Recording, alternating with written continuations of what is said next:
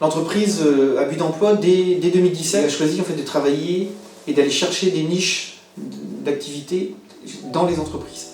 On a été plutôt chercher du travail supplémentaire qui ne se faisait pas dans les entreprises, et donc on a rencontré toutes les entreprises, les associations, les collectivités, pour montrer aussi qu'on était capable de les soutenir et de leur permettre de se développer sur des petites activités qu'ils ne le faisaient pas. À titre d'exemple, on a récemment eu des difficultés, comme partout en France, pour les restaurateurs. On a pu justement mettre en place un service de livraison avec TESEA, grâce justement à cette présence sur le territoire. Ni la collectivité, ni peut-être les entreprises n'auraient pu toutes seules lancer ou essayer ce type de service nouveau. Avant le couvre-feu de 18h, les gens venaient chercher le week-end leur burger. Et évidemment, avec le couvre-feu à 18h, ils ne pouvaient plus se déplacer. Donc on a eu recours à TESEA qui nous livre. Et donc on a multiplié par 3 à peu près le nombre de burgers vendus sur le week-end. Territoire zéro chômeur, c'est un projet qui permet à chacun de trouver donc un emploi, pour ceux qui le souhaitent évidemment, sur le territoire. Et ça a permis de mobiliser toutes les forces vives de la commune. Les entreprises en premier lieu, elles ont vraiment joué le jeu. Alors il a fallu convaincre, il a fallu leur expliquer l'intérêt de ce projet, mais au fil de l'eau, on voit bien que toutes les activités qui ont pu émerger et se mettre en place, c'est plus de 30 activités différentes, Territoire zéro chômeur, sur les 2 communes. Ça permet non seulement de trouver du travail pour des personnes, c'est sûr, mais aussi de fournir des activités et donc des services à la population et aux entreprises de façon importante.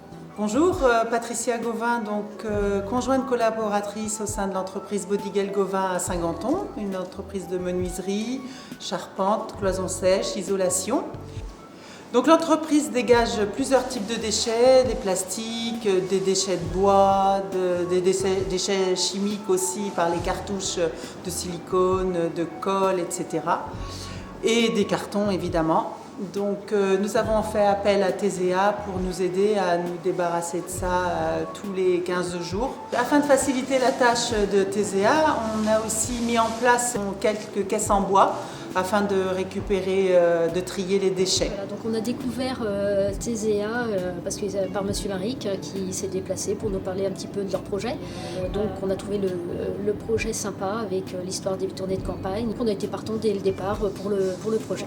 On est différents commerçants à y avoir adhéré. Participe avec moi, il y a la boulangerie Bête, la boucherie Fontaine et la Marie Turbalaise.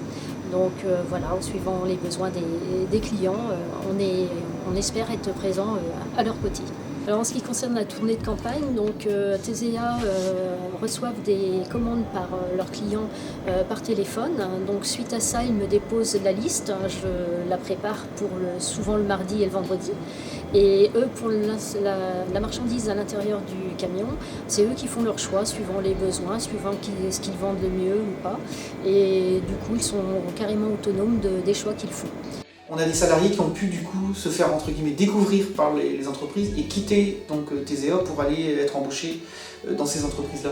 Et c'est grâce à eux aussi aujourd'hui que notre activité a pu se développer, puisque c'est 70% de notre chiffre d'affaires se fait notamment dans ces niches d'activité dans les entreprises.